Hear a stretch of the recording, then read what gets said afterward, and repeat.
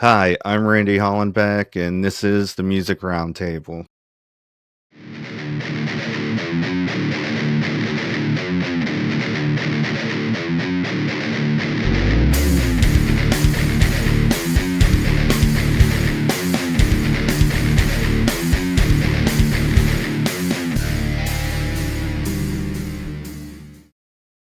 Today on the show, we have rock band Mallory Run. What's up?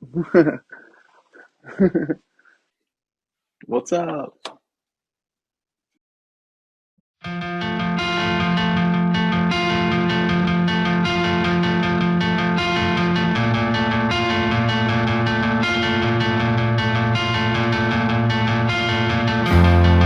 Please pick up the phone, 'cause I'm at a loss and I need someone.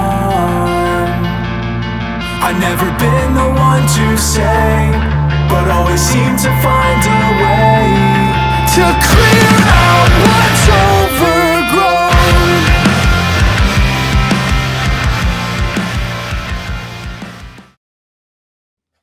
First, let's just go around the room. What can you introduce yourself and what instrument you play?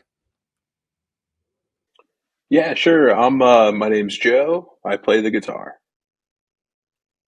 I'm Dan. I sing in the band and tweet sometimes.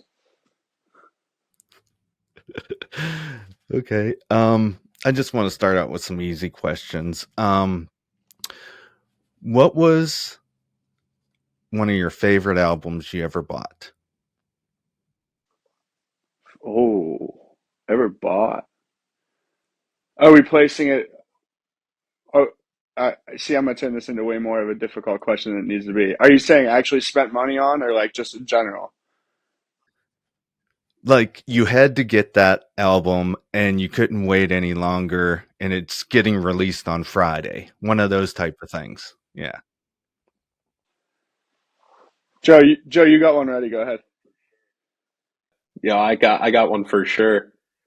Yeah, so my brother Bert, he plays bass in Mallory Run as well, and I remember very distinctly when we were kids, Green Day's American Idiot was coming out, and we were like ravenous, man. We were like every 5 minutes, like, Mom, can we go get this record? Can we go get this record? So, and we ended up getting the American Idiot uh, CD, and then the Bullet in the Bible DVD as well.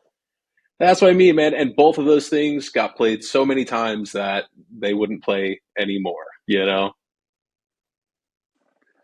We've much after we all got to know each other, and this all happened in about the last year. We discovered how much all of us in the band loved the Bullet in the Bible live DVD. So I have fond memories of checking that live DVD out of the Erie County Public Library over and over again, just so I could watch the DVD. So that's not my album, but I can relate to that pretty heavy. I wasn't really into American Idiot till after release, so I wasn't quite looking forward to it. I was a little bit late to the Green Day game. I was kind of educated about Green Day from that album.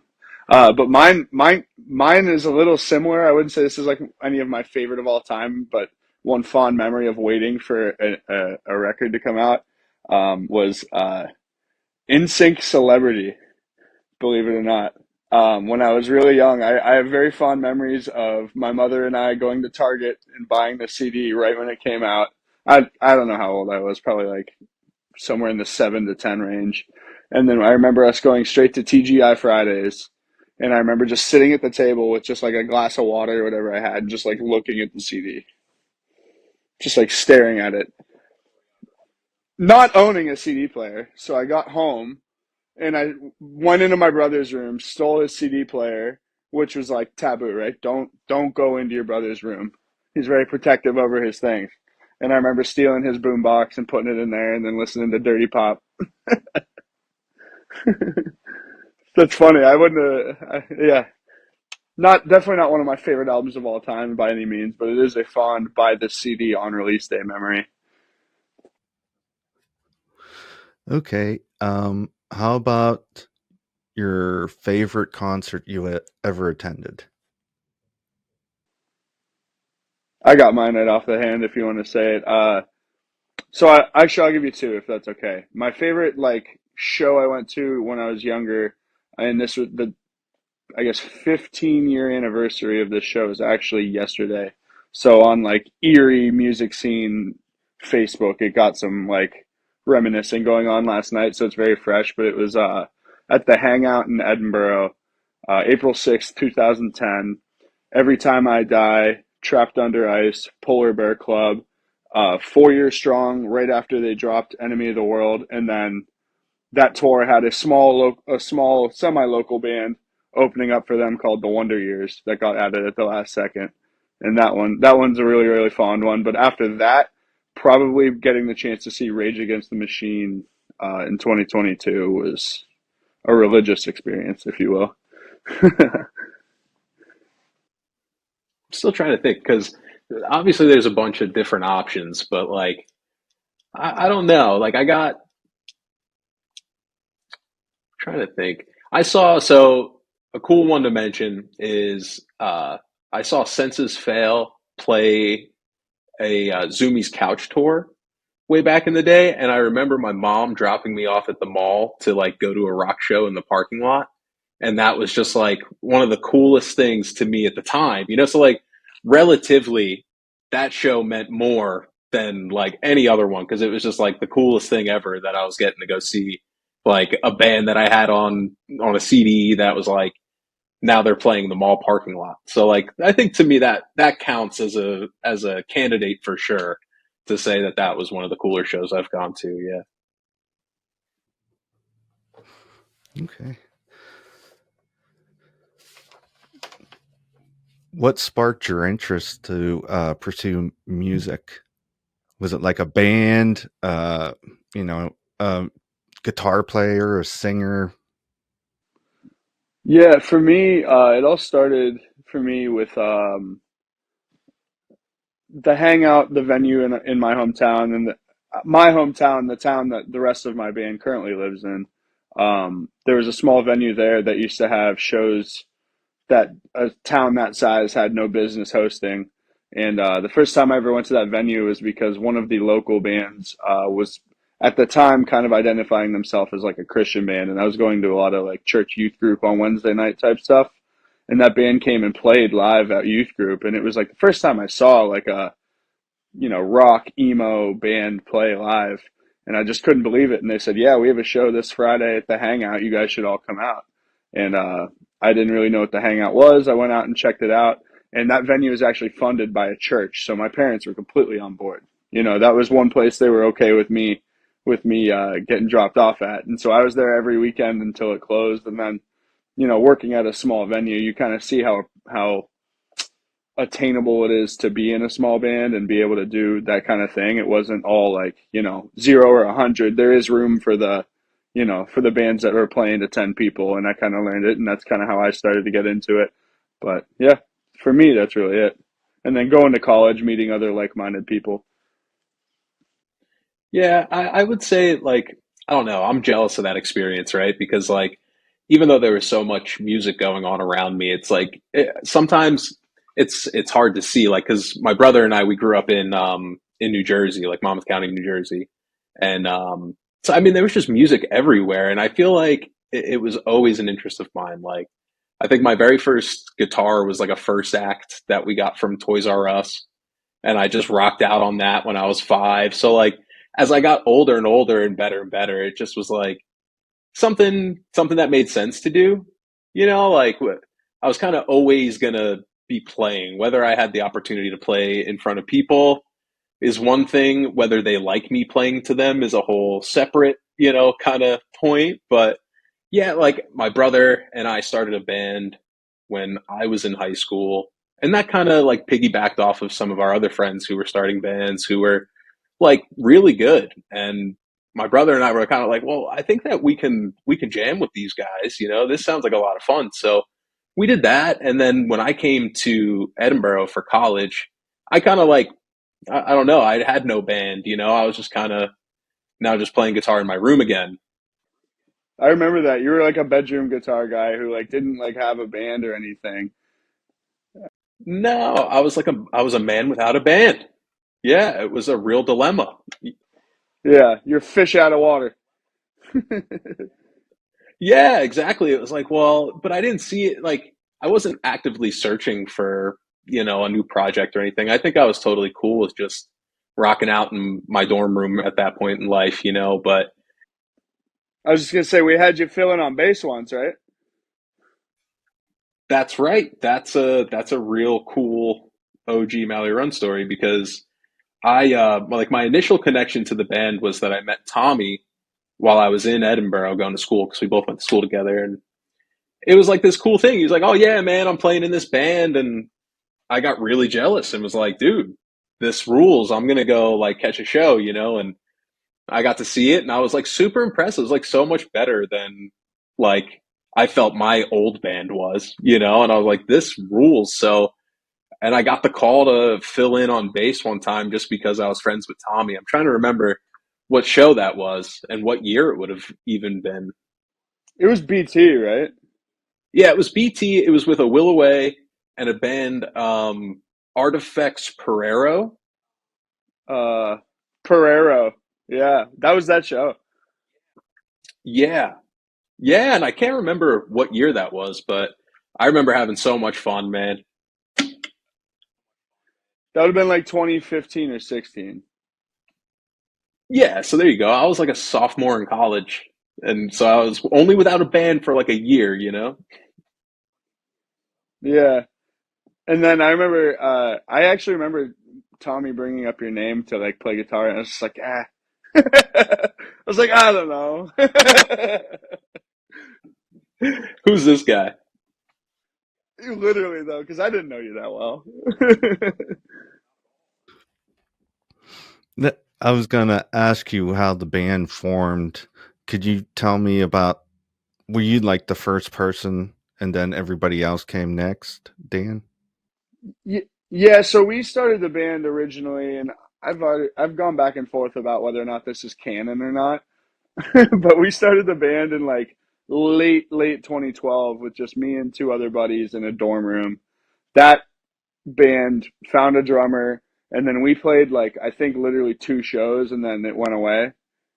So like that was Mallory Run, but like I haven't we don't talk to too many of those guys as much anymore. Every once in a while, like they come to weddings and stuff, we get to see them. But and then 2014 it would have been when we were practicing. I met Tommy. Um, Actually, I was driving. I'm once again. We went to college in my hometown. I was driving around campus, and I see a massive line of kids. We'll call them kids because we're almost 30 now, but or I am 30. But just and I was like, oh, freshmen are touring the campus. There's freshmen touring the campus, and I look and there's a kid wearing a Citizen shirt, and I just looked at him and I was just like, that kid gets it, and it was Tommy. I didn't say anything to him, but it was Tommy. And that's a crazy memory. I don't know if I've ever even told him about, but I literally, I drove through campus and there's like I said, 100 to 200 college freshmen just walking in a line touring campus, and I picked out this Citizen shirt, and I remembered the kid's face, and then when school came around, I saw him on campus, and I don't remember how Tommy and I originally met. I think through some mutual friends. I think we all got ice cream together, and then I was like, I think I found us a drummer. We might be able to do this again, and we kind of got it together with a few other members, and then shortly after that, our guitar player left the band, and that was when the conversation around Joe began. Sorry, Joe, I'm kind of speaking for you, but and then our bass player left for the Navy, actually, and Joe was like, "Well, you can tell that part." But our bass player basically had to give us the tough news and said, "I have to leave for the Navy," and we kind of were in a who's gonna play bass situation. Yeah, and I mean, it was like a no-brainer for me, man. It was like my brother was still in Jersey, kind of like living like around my mom and stuff, and he was just working.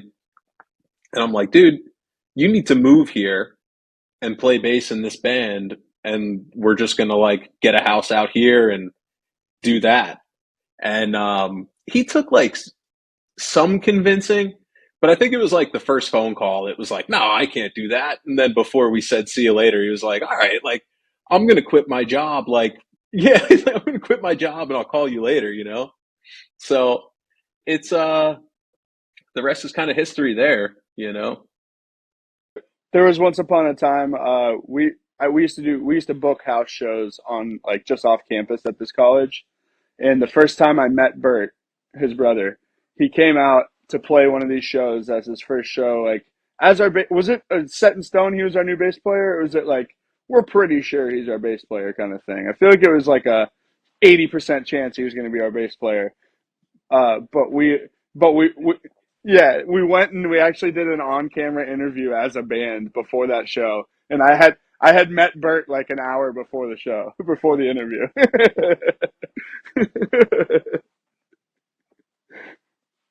Which is just awesome. It was a great interview.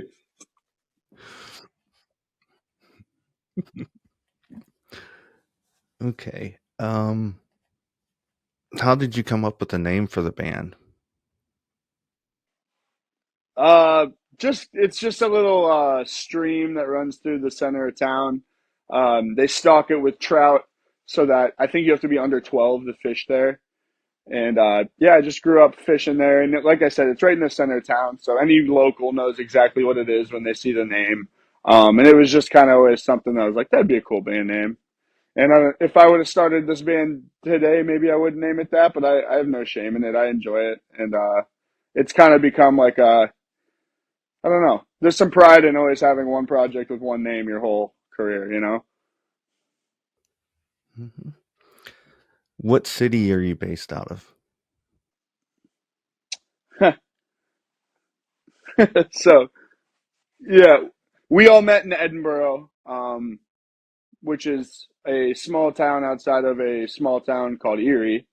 So we're technically like in the Erie music scene, we say.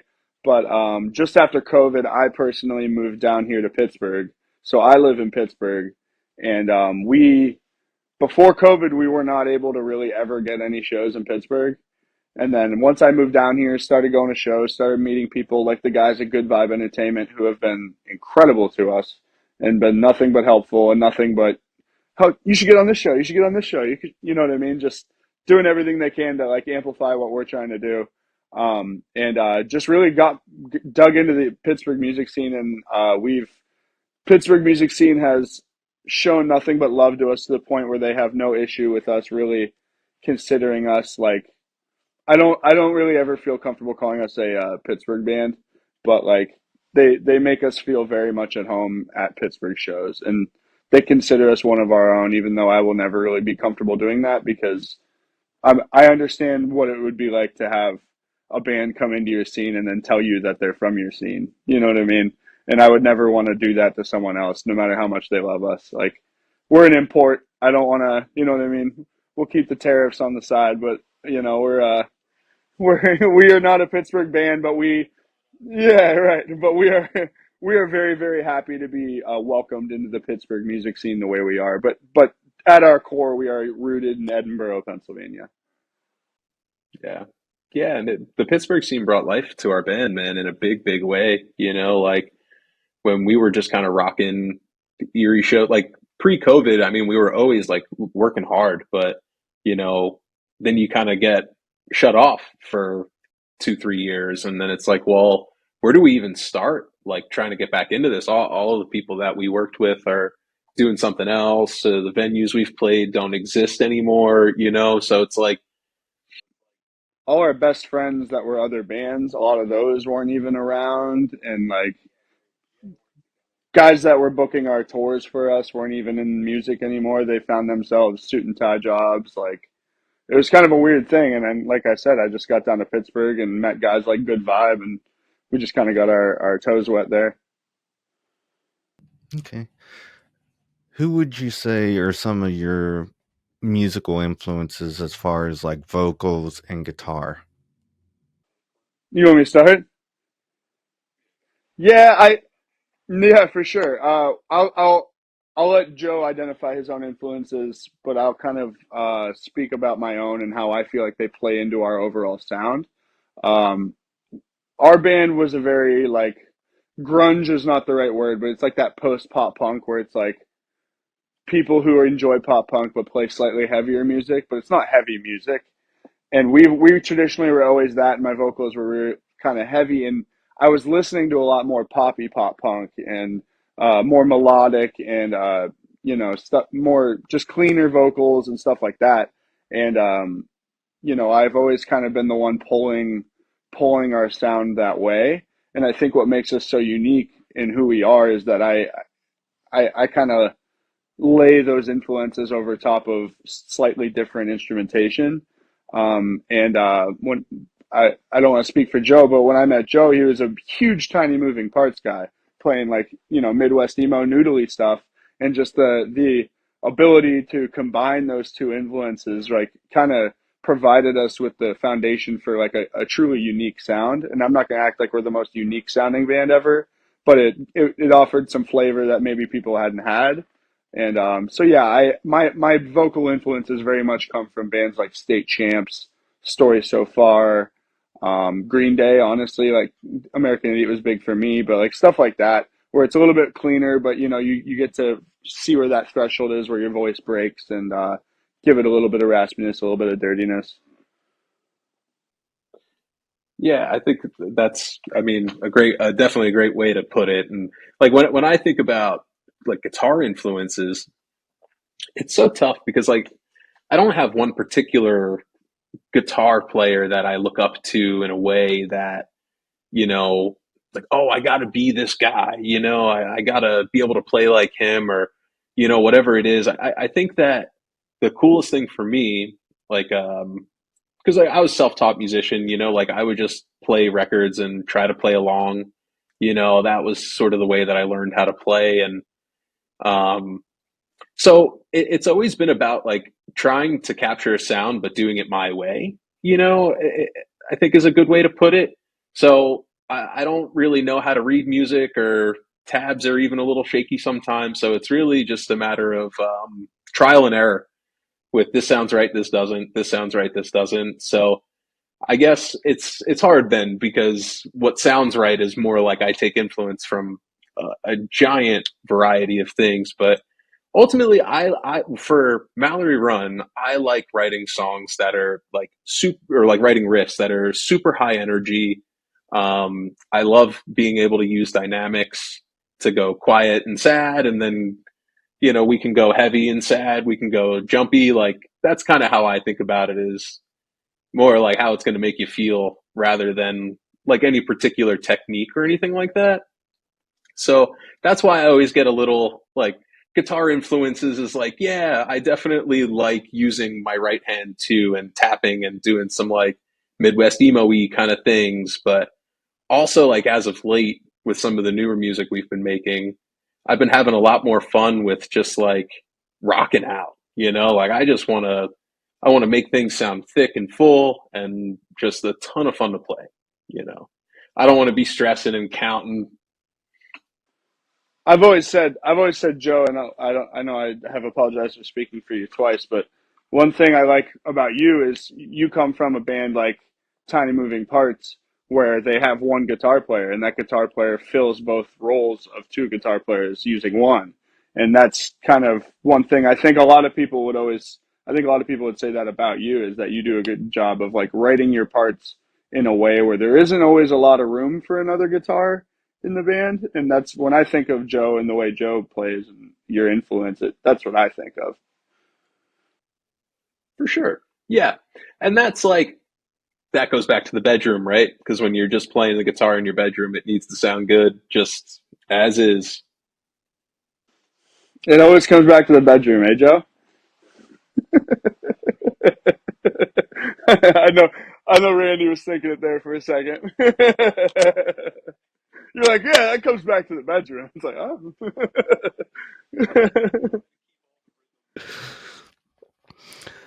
Okay. We're gonna dig in a couple of your songs here. Um, Overgrown. It got like a pop punk guitar picking at the beginning, and the lyrics are, please, please pick up the phone, because I'm at a loss and I need someone. I've never been the one to stay, but always seem to find a way. to clear out what's overgrown. Like you're vetting what's around you. You're getting rid of anything that doesn't help or support you in the future. Is that basically what you were talking about? Yeah, it actually, yeah, that's accurate. That song and the chorus actually comes from a time when I flew out to Seattle, and I know Joe's dealt with this before too, but I discovered while out in Seattle that I very badly needed a root canal like months ago, and my I couldn't even bite down on like lettuce, and I had to fly 26 hours home because we chose the cheapest flight, which took 3 flights. And I got home and my whole face blew up from the swelling and the buildup of whatever. And I called my mom. I didn't know who else to call. I called my mom, and I call my mom, but I don't call my mom like that, like very much. And it was just like, Mom, I don't even know, like, I cried to my mother for the first time in like 10 years because I'd never experienced, like, people always say tooth pain is like the most paralyzing thing ever.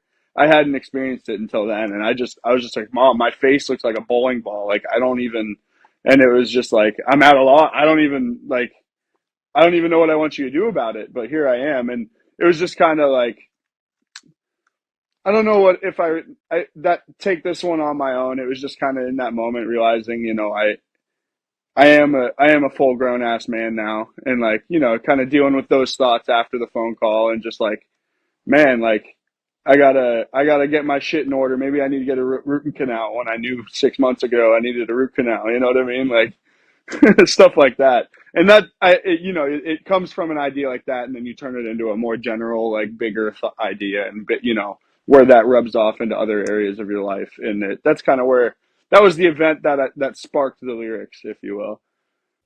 Wow. That's like a story connected to the song all in one, Yeah. That honestly, like we were trying to write a new song, and I was just like, when did I feel emotion recently that was so heavy that I could write a song about it? And like the most recent thing was me, crying to my mom on the phone for the first time in 10 to 15 years. See, and I can add more depth to this actually because, like as we're writing these lyrics, obviously like the other three guys can relate to this in such a big way, and relating to it in such a way that when we were tracking that song in Indiana at ABG, my tooth blew up and I was like dealing with level 10 pain while I was tracking that part. And Dan's talking about writing about that moment, and we're all relating to that moment, and me more so than others. But it was pretty cool to kind of like have it all just kind of be there. Yeah, Joe didn't brush his teeth for like a year straight just to prepare to get in the right headspace to lay that track down. Yeah, it's like method acting, but just pointless. Yeah, right. I told Joe there was a role he had to get into, and he was like, "All right." No, no.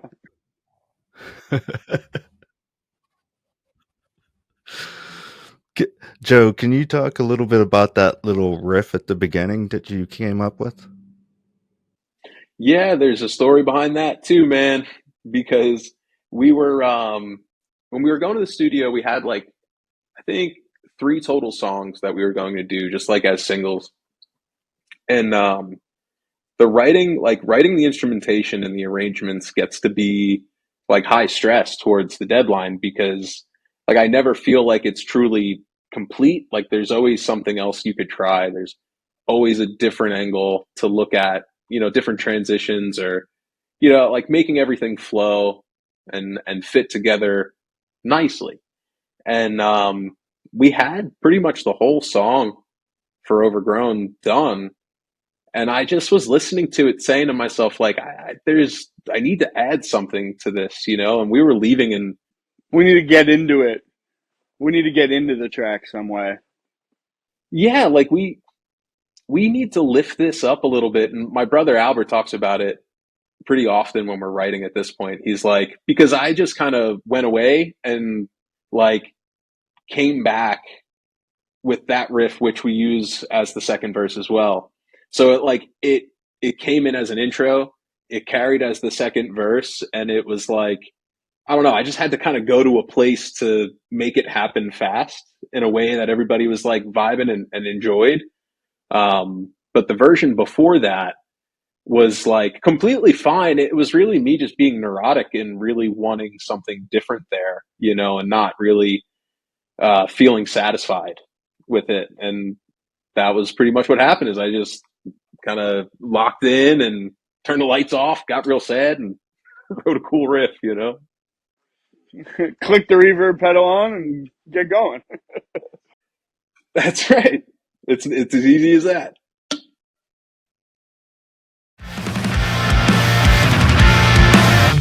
Is this destiny? Or is it just another crutch to keep me going for a couple more weeks? Is this meant to be? 'Cause I just can't see the differences in all these things that happen to me. Is this all the same?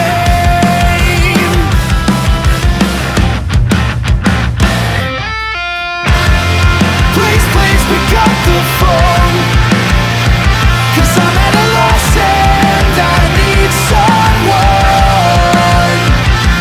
I've never been the one to say, but always seem to find a way to clear out what's overgrown.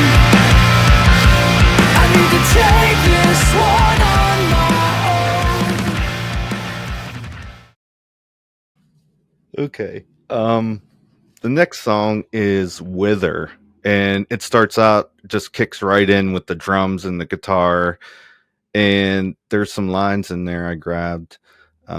It's a natural disaster, it's a gradual decay, it's a process I'm not used to, and it gets worse every day. Like, I could definitely feel those words. Like, you sit down and you really got into that.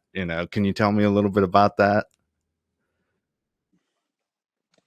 Yeah, that song is honestly, I'll even expand. The first line of the song is, I wake up, assess the damage, I sit back and wonder why. And that song is just about getting yourself in a cycle and once again wondering, why am I doing this? But then attributing the fact that you're getting older to it, right?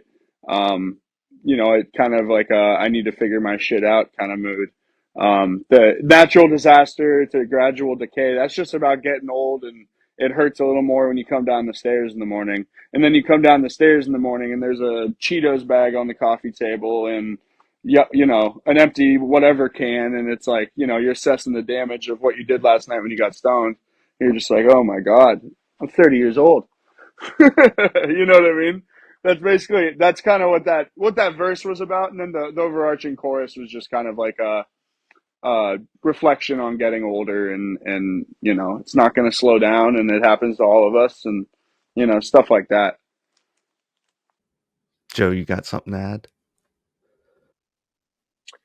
Well, I can speak on the instrumentation. Um, like writing the intro that way, it just felt like lightning in a bottle. It was like we all hit those notes like pretty tight. I would say there was like a turning point in how we wrote, and because we kind of jam stuff out until it works. It's really like we try to grind it out. So, I mean, it's always just full band, full volume, play it until it's cool. And I decided like, well, we should like try to identify like our strengths and write a cool thing. Like, and you start to think this way when maybe you're out of ideas, or you're not really liking what you're working on currently. And like, I just kind of say to the guys, like, we're pretty locked tight with hits. Like, if we all kind of lock eyes, we can hit within the thousandth of a second. I feel pretty confident on that. So why don't we just like start ripping this chord progression like that? And then you kind of find the groove after that, right? Like, you kind of come in with those big hits, build it up to a little kind of like vacuum sealed sort of grab, cymbal grab, rest, and then groove it out and see what happens. So that was pretty much it. Yeah. Yeah, we aren't we on the scale of like musicianship, and not musicianship isn't the right word. We have pretty good musicianship, but like truly, if you put the sheet music for Wither in front of me, I wouldn't even know it. Back in the day, I was pretty good at trumpet, and I knew that.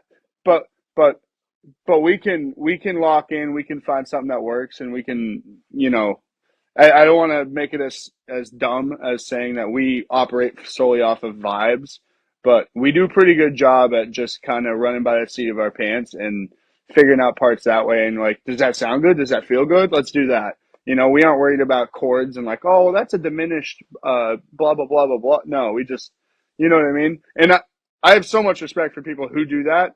That's just not how we've ever really operated. Joe's a freaking wizard at guitar, and usually has enough in his arsenal that we don't really need to break it down that far because he's got a new idea for us right away. And I'm sure all of that someone could probably explain all of what we do using those terms, but that's never been something that we, immediately do. Yeah. Yeah, I don't know it right now. Like you said, you could show me sheet music for my own riffs. I wouldn't even know it. I would think it's somebody else. I don't know why it's funnier to hear you say it. Yeah, it's like I don't know, a couple dots. Yeah. No, no. Like I said, people who are able to do that, like nothing but more power to you. But Right. Well, and that's like it opens the door. Like I always wish I like learned how to play the piano like traditionally. I think that would have been such a good thing. I mean, it's like a completely different language that you learn, and like the way I went about it was like just moving to a different country, trying to learn the language as I went. Whereas, it would have been so much easier if I had just taken a lesson or something. went from Goo Goo Gaga to that. Yeah, right, exactly. And it would be probably so much easier, man. Like I'm trying to think of like an hour average of how long it takes to like piece together like a Mallory Run song with bass, guitar, and drums, even before vocals. It's like, We've got a library of ideas still because we got so close. I say this like I'm in the room. A lot of times the three of them are all jamming without me just because I'm logistically 2 hours away. But I get recordings from them, and sometimes those recordings go to die just because we feel like there's not a lot else we can do with them. And then sometimes we'll bring one of those recordings back, and it's like, oh, I think we just found our bridge for this other song. You know what I mean? It was a whole song that you guys jammed out for 20 hours at previous, and that 20 hours was enough to give us the best bridge we've ever written. You know what I mean? And sometimes it works that way, whether we intend it or not.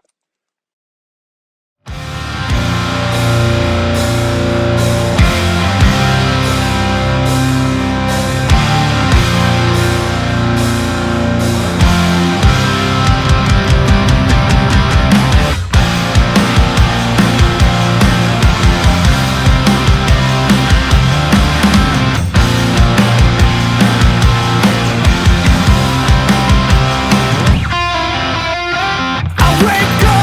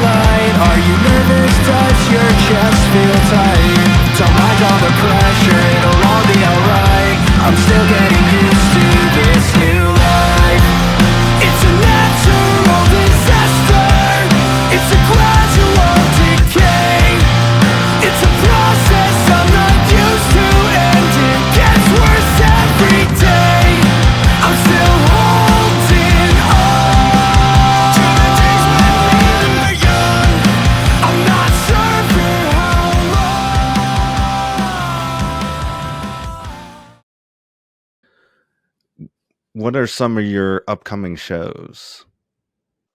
Upcoming shows. So our next show, thanks to Good Vibe Entertainment, who, like I've said, we love those guys. We have been trying to get into their space for a bit. I say try to get into. We've been trying to play a show there. They have been nothing but phenomenal about allowing us to play there. It's just about finding the right time on our end. And we're playing at Local 724, the space run by Good Vibe Entertainment, on April 18th, which is next Friday. I don't know when this will drop, but that's, as we sit here, it's next Friday. And we're playing there with Winter Forever, East Coast Envy, and Frame and Mantle. Frame and Mantle are some old Erie friends of ours as well, who have adopted the Pittsburgh scene a bit. So that's really cool to play with them again. And that show is going to be awesome. We are trying to, we're going to try to do like I don't want to call it a music video. It might turn into more of just like a live video, but we're going to close out our set by playing one of our unreleased songs like 5 times in a row to tempo just to get some shots.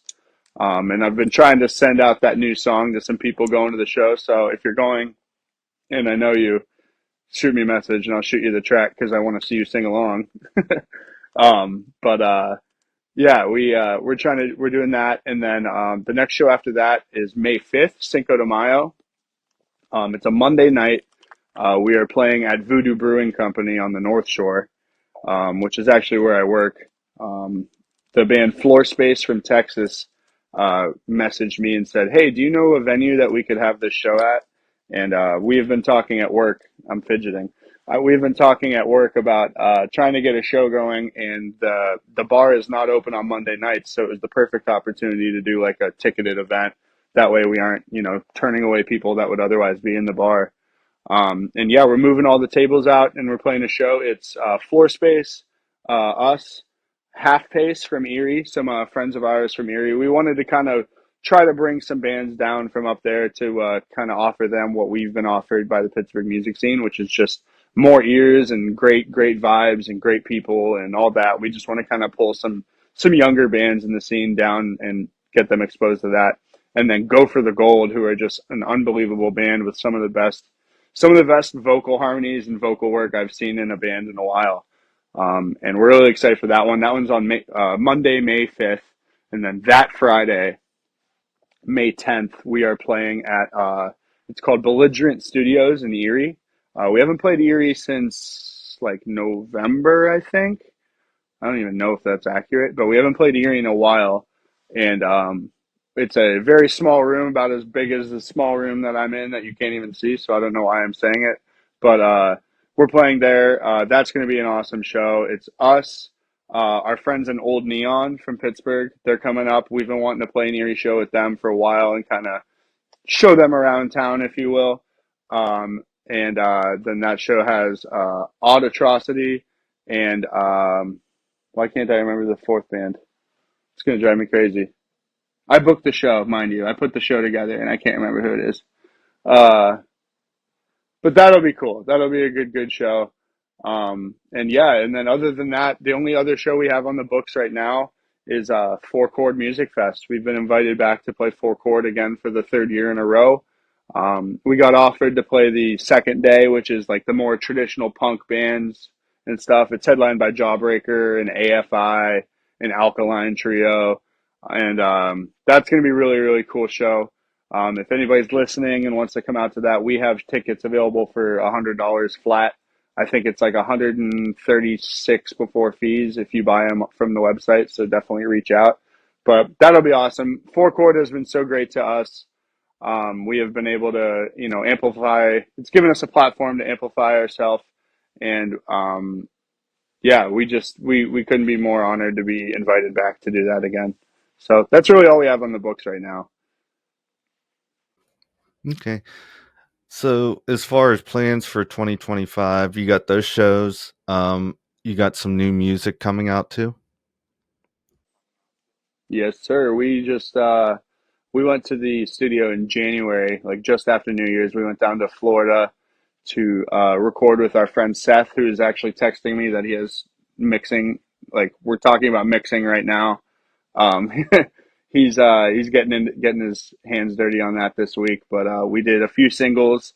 I think our vibe is to just we're gonna do singles for now.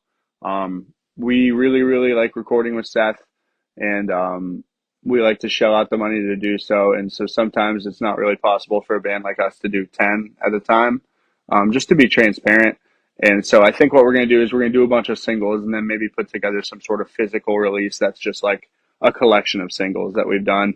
And when it comes out, there might only be one song people haven't heard, but we want to be able to offer, something you can hold in your hands for all of the songs that we've been doing, because we believe all the songs we've been doing are the best yet. So I think it'll be something people will be interested in having. Okay. How can we get a hold of you? Facebook, Instagram? All of it. We're just Mallory Run on Facebook, and then on every other platform, we are Mallory Run PA. And then if you need to send us an email for any reason, it's MalloryRunPA@gmail.com. And that goes for booking too. Just email us directly and we'll get back to you. I handle most of it myself on that front. So yeah, we're always looking for shows to play, and yeah, please reach out, please follow us, all that fun stuff. Listen to us on Spotify. I need you to stream, while you're sleeping in silence so I can make 5 cents, all that fun stuff.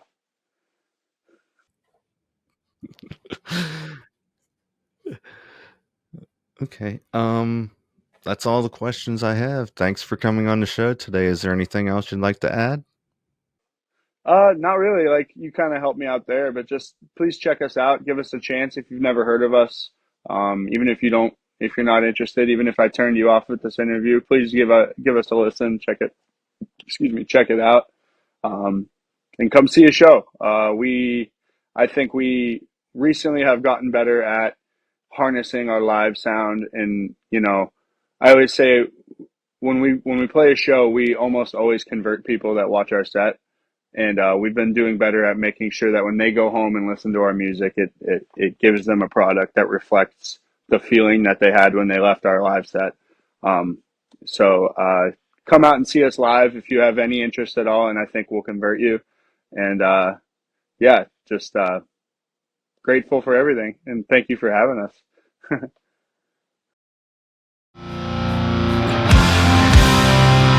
Till I